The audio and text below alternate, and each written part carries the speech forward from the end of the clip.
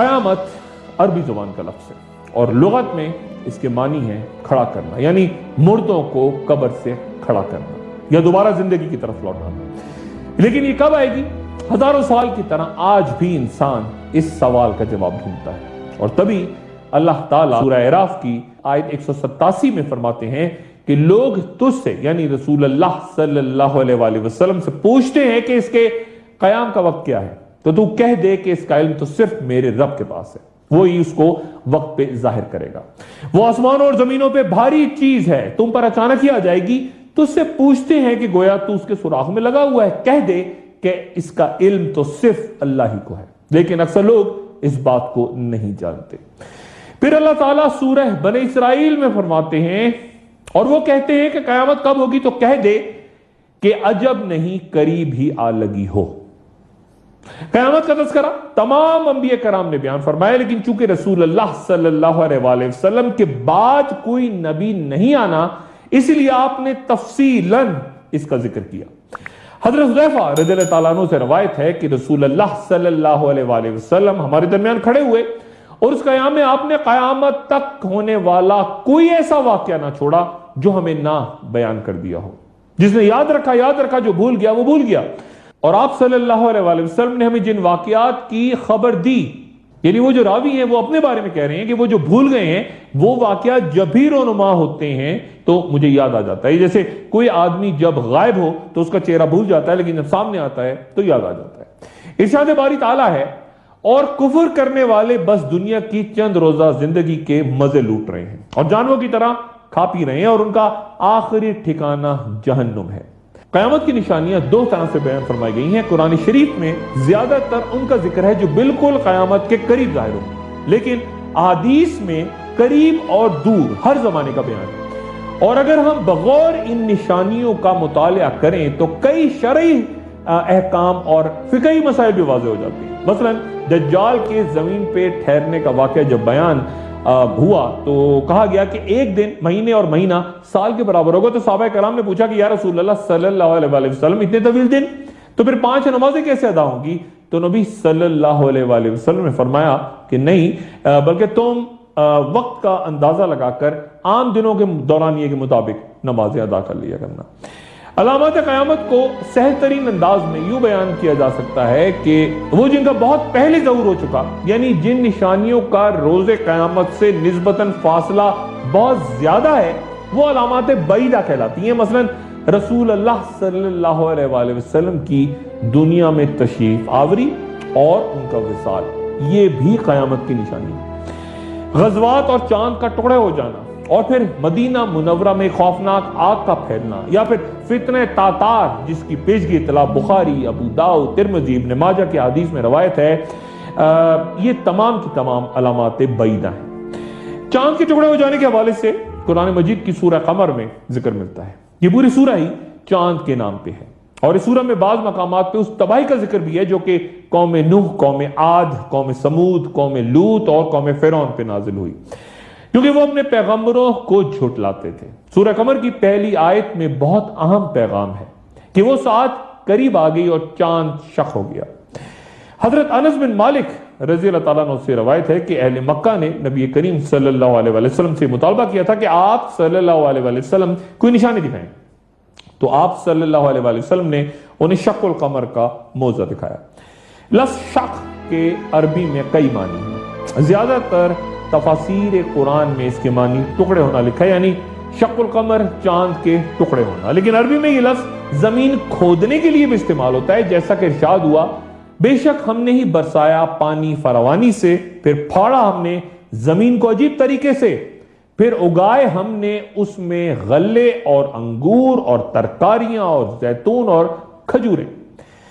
علامات بعیدہ میں سے ایک وہ واقعات جو رونما ہو چکے ہیں، ان میں مدینہ کی وہ آگ جس کی خبر بخاری اور مسلم میں دی گئی۔ بخاری کے مطابق حضرت ابو ہریرہ رضی اللہ تعالیٰ عنہ سے روایت ہے کہ قیامت نہیں آئے گی یہاں تک کہ سرزمین حجاز سے ایک آگ نکلے گی اور اس سے بصرہ میں اونٹوں کی گردنیں روشن ہو جائیں گی۔ اس حدیث میں بصرہ کا ذکر ہے، عراق کے شہر بصرہ کا نہیں۔ یہ بصرہ مدینہ منورہ اور دمشق کے درمیان ملک شام کا ایک مشہور شہر ہے، جس کا دمشق سے فاصلہ کچھ 48 میل کے لگ بھگ ہے، اور یہ وہ مقام ہے جہاں بحیرہ نامی عیسائی راہب نے رسول اللہ صلی اللہ علیہ وآلہ وسلم کے نبی ہونے کی پیشگوئی کی تھی۔ اس شہر کو بصر الحریر بھی کہتے ہیں، اور انجیل میں اس قدیم آبادی کا ذکر بوسر کے نام سے ہے۔ بہت کم لوگ شاید اس حقیقت سے واقف ہوں کہ وہ مقام جہاں عیسائی راہب نے پیشگوئی کی تھی آج بھی موجود ہے۔ بہت کم لوگ وہاں جاتے ہیں، اور اس ویرانے میں ایک 4 دیواری کے اندر ایک درخت اس مقام پہ، اس جگہ پہ موجود ہے۔ علماء کا اتفاق ہے کہ حدیث مبارک میں جس آگ کا ذکر ہوا وہ 6 جمادی الثانی 654 ہجری کی شام مدینہ منورہ کی مشرقی سمت کے مقام حرا سے پھیلی، اور مسلسل 52 روز یعنی 27 رجب تک بھڑکتی رہی۔ علامہ نووی کی شرح مسلم کے مطابق اس کی روشنی مکہ معظمہ تک دیکھی جا سکتی، جبکہ ابو اسامہ رحمۃ اللہ علیہ فرماتے ہیں کہ دمشق میں دیواروں پر روشنی دگنی ہو گئی تھی، اور دمشق میں ہم حیران تھے کہ اس کا سبب کیا ہے، حتیٰ کہ ہمیں وہاں کسی آگ تک کی خبر نہیں تھی۔ جب یہ آگ اس پتھر تک پہنچی جو حرم مدینہ کی حد میں تھا تو خود بخود بجھ گئی، اور بصرہ شہر کے لوگ یہ کہتے سنے گئے کہ ہم نے اس آگ کی روشنی میں اونٹوں کی گردنیں روشن دیکھی، یعنی عین وہی بات جس کی حدیث میں نشاندہی کی گئی تھی کہ اس آگ کی روشنی سے بصرہ میں اونٹوں کی گردنیں روشن ہو جائیں گی۔ علامہ ابو شامہ رحمۃ اللہ علیہ اس آگ سے پہلے مدینہ منورہ میں ایک بھیانک گونج کا بھی ذکر کرتے ہیں، اور تک کہتے ہیں کہ شہر ایک ایسے زلزلے سے لرز اٹھا تھا کہ زمین و دیوار اور چھتیں مدینہ منورہ میں 3 روز تک کانپتی رہیں، اور پھر ہولناک آگ سے مدینہ کی گلیاں اس طرح بھر گئی تھیں جیسے شعلے ہر طرف سے پانی کی طرح بہتے ہوئے آ رہے ہیں۔ کیا تب مدینہ منورہ میں کوئی زلزلہ آیا تھا؟ کیا کوئی ثبوت ہے؟ حرہ رہت میں جبل ملیسا، ایک آتش فشاں پہاڑ جو کہ صدیوں سے خاموش ہے، اور جدید سائنسی تحقیق بتاتی ہے کہ آخری بار اس نے 654 ہجری میں لاوا اگلا تھا، اور یہ آتشی لاوا اپنے مرکز سے شمال کی جانب 23 کلومیٹر کی جانب سے اٹھا تھا، اور اس کی حدیں مدینہ منورہ کے موجودہ ایئرپورٹ تک جا پہنچی تھی، اور یہ پگھلا ہوا گرم لاوا ایک ایسے مقام پہ جا کے رک گیا تھا جہاں سے مدینہ شہر صرف 12 کلومیٹر دور تھا۔ اس لاوے کی تباہ کاریوں کے آثار آج بھی مدینہ منورہ کے نزدیک دیکھے جا سکتے ہیں۔ ایک اور علامت جو ظاہر ہو چکی، علامت بعیدہ کا ایک فتنہ جو ظہور پذیر ہو چکا، وہ فتنہ تاتار ہے، یعنی منگولوں سے وہ جنگ جس کی پیشگی اطلاع بخاری، مسلم، ابو داؤد، ترمذی اور ابن ماجہ کی حدیث میں بیان ہے۔ صحیح بخاری کے مطابق حضرت ابو ہریرہ رضی اللہ تعالیٰ عنہ سے روایت ہے کہ تم پر قیامت تب تک نہ آئے گی جب تک تم ترکوں سے جنگ نہ کرو جن کی آنکھیں چھوٹی، چہرے سرخ اور ناکیں چپٹی ہوں گی۔ ان کے چہرے ایسی ڈھال کی مانند ہوں گے جن پر تہ بتہ چمڑا چڑھا ہوگا، اور قیامت نہیں آئے گی یہاں تک کہ تم ایسی قوم سے جنگ نہ کر لو جس کے جوتے بالوں سے نہ بنے ہوں۔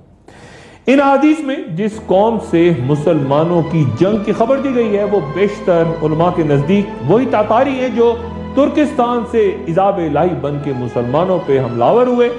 اور اس آنے کی جو خبر رسول اللہ صلی اللہ علیہ وآلہ وسلم نے بیان فرمائی تھی کہ وہ تمام بربادی و خونریزی ہمیں فتنہ تاتار میں نظر آتی ہے۔ واضح طور پر بنو عباس کے آخری خلیفہ مستعصم باللہ کے قتل ہونے کے بعد عالم اسلام کا بیشتر علاقہ ان تاتاریوں کی وحشت کی زد میں آ کے نیست و نابود ہو گیا۔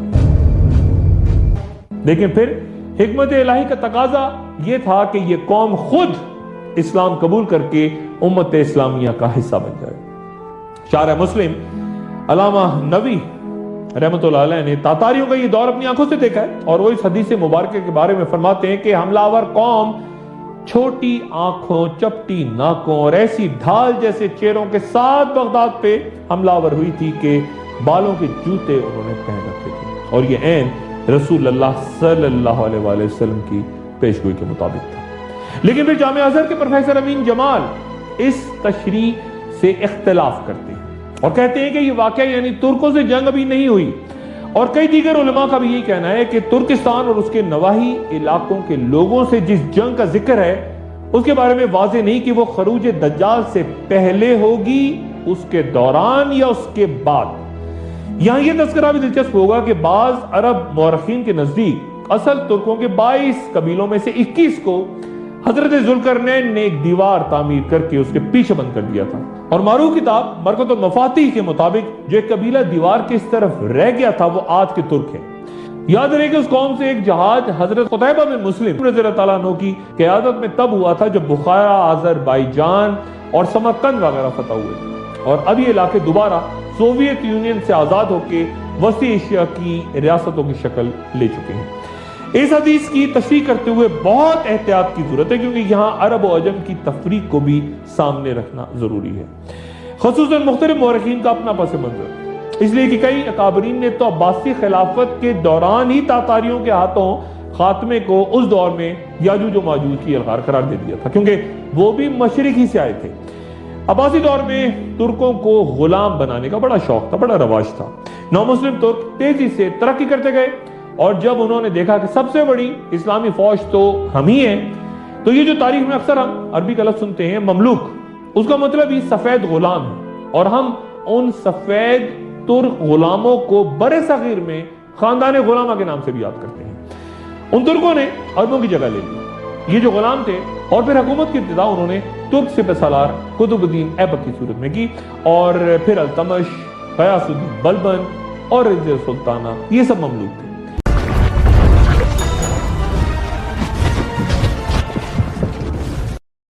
یہ عرب و عجم تفریق اور اس کی تاریخ جو آج بھی ہمارا تعاقب کر رہی ہے، اس کا ذکر بعد میں، لیکن اس مرحلے میں ذرا اس حدیث مبارکہ کا ذکر جہاں بخاری و مسلم میں ایک دعوت دیتی دو جماعتوں کے درمیان جنگ کا ذکر ہے۔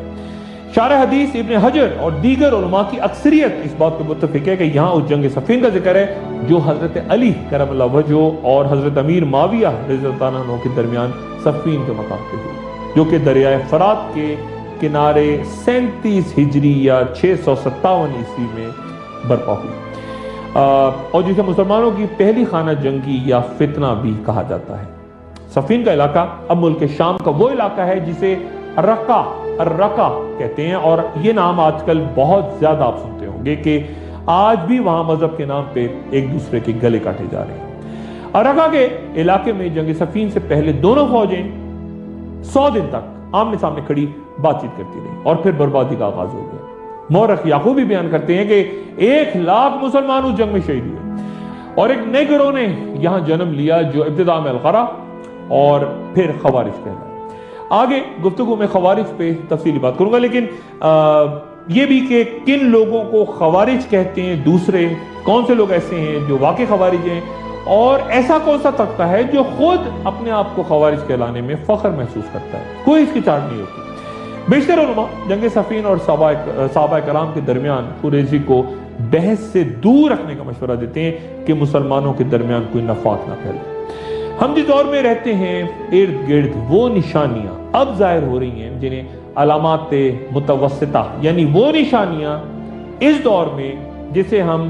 دیکھ رہے ہیں آہستہ آہستہ ہمارے سامنے رونما ہوتے، یہ واقعات ہمیں اس زمانے کی طرف مقررہ وقت کی رفتار کے ساتھ لے جا رہے ہیں جہاں پہ علامات کبریٰ تیزی سے ظاہر ہوں گی، اور پھر اس کے بعد چونکہ کئی واقعات یعنی ظہور امام مہدی، حضرت عیسیٰ علیہ السلام کی دوبارہ تشریف آوری، آخری جنگیں، قریظی، یہ سب کچھ چونکہ گزرے اور موجودہ دور سے کسی نہ کسی انداز میں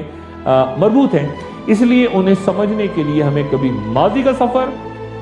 کبھی زمان حال کا جائزہ، اور کبھی مستقبل کی طرف جانا ہوگا آنے والی گفتگو میں۔ گویا تاریخ بھی گویا تسبیح کے دانوں کی طرح ایک دوسرے سے جڑی، اور پھر ہر دانہ دوسرے دانے کے بکھرنے کے ساتھ چل پڑتا ہے،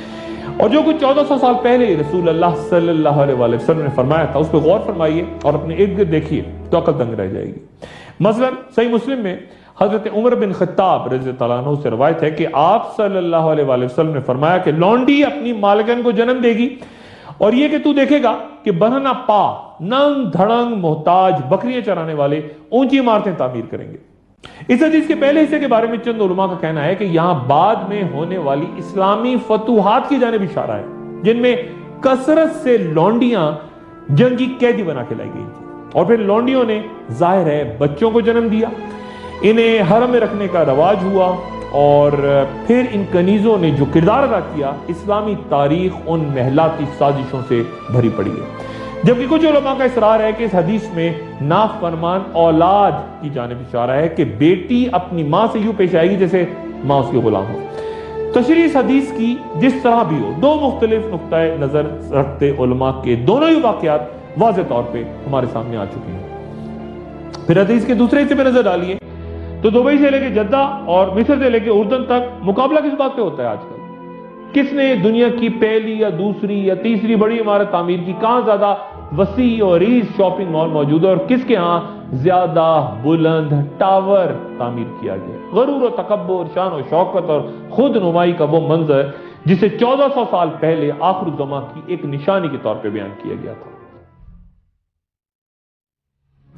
پھر ایک اور روایت کہ جب آپ دیکھیں کہ ننگے پاؤں چلنے والے اور بے بس فقیر لوگوں کے سردار بن جائیں تو یہ قیامت کی نشانیوں میں سے ہے۔ آپ صلی اللہ علیہ وآلہ وسلم سے پوچھا گیا کہ یا رسول اللہ صلی اللہ علیہ وآلہ وسلم یہ بھوکے فقیر کون ہیں؟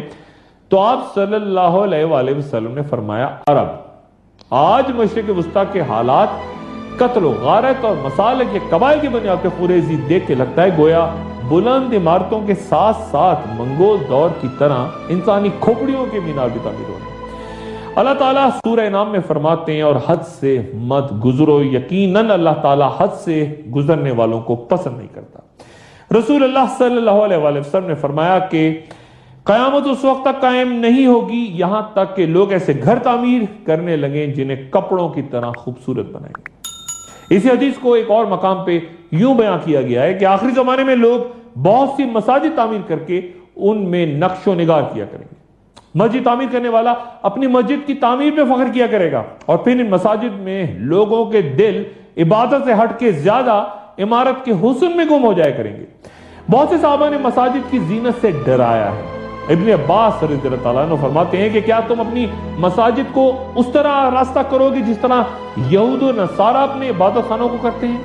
مکہ شریف میں حضرت اسامہ بن زید رضی اللہ تعالیٰ عنہ سے روایت ہے کہ رسول اللہ صلی اللہ علیہ وآلہ وسلم ایک بلند مقام پہ چڑھے اور صحابہ کرام کو مخاطب کر کے پوچھا کہ کیا تم اس چیز کو دیکھتے ہو جسے میں دیکھ رہا ہوں؟ صحابہ کرام نے عرض کیا کہ یا رسول اللہ صلی اللہ علیہ وآلہ وسلم نہیں۔ آپ صلی اللہ علیہ وسلم فرمایا کہ میں ان فتنوں کو دیکھ رہا ہوں جو تمہارے گھروں پر اس طرح برس رہے ہیں جس طرح بارش برستی ہے۔ اس حدیث مبارکہ میں رسول اللہ صلی اللہ علیہ وآلہ وسلم نے تمہارے گھروں کے ساتھ فتنوں کی بارش کا ذکر کیا ہے۔ دور حاضر کے علماء ٹی وی، ریڈیو،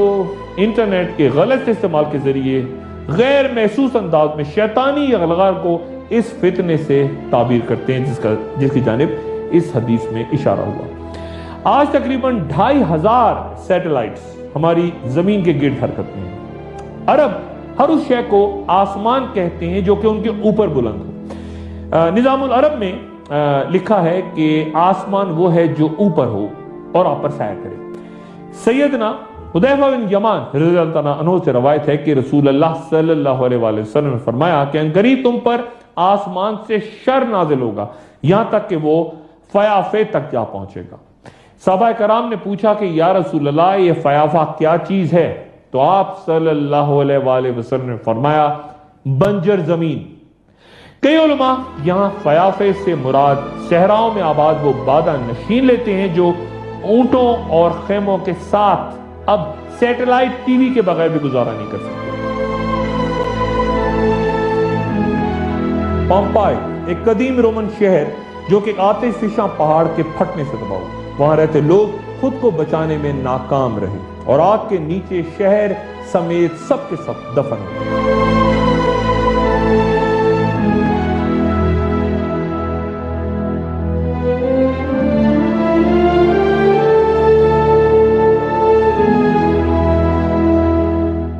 1599 عیسوی میں کسان نے کنواں کھودنے کے لیے اس علاقے میں کھدائی شروع کی تو گویا حیرت نے اسے جکڑ کے رکھ لیا۔ ایک پورا شہر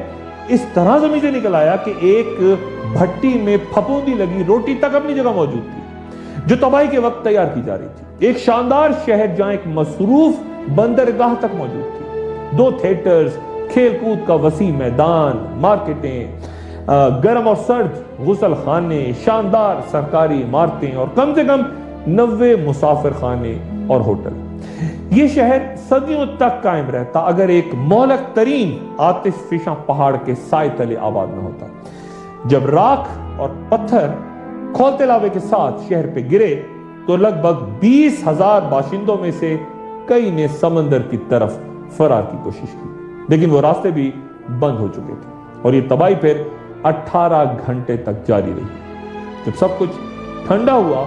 تو کوئی ثبوت ہی نہیں تھا کہ یہاں کبھی کوئی بستی بھی آباد ہوا کرتی تھی. یہ 1,500 سال زمین کے نیچے دفن رہنے کے بعد اب گزرے 250 سال سے ہر سال تقریباً 25 لاکھ سیاحوں کو اپنا میزبان بناتا ہے. یہ ویران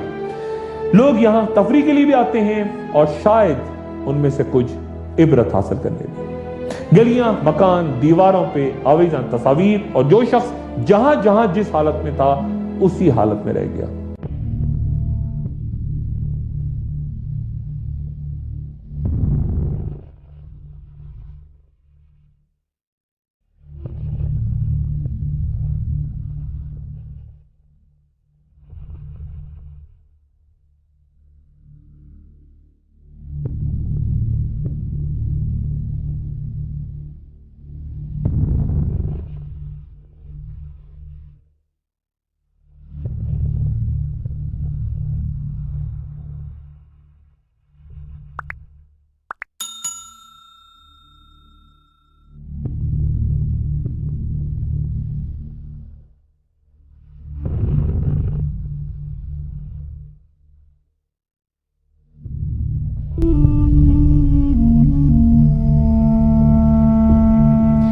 زیادہ تر آتش فشاں پہاڑ ان زمینی پرتوں یا تہوں پر ہیں جنہیں ٹیکٹونک پلیٹس کہا جاتا ہے اور جو ان اوپری پرتوں یا نیچے بہتے لاوے کی اوپری پرتوں میں دباؤ کے نتیجے میں چٹانوں پر کریکس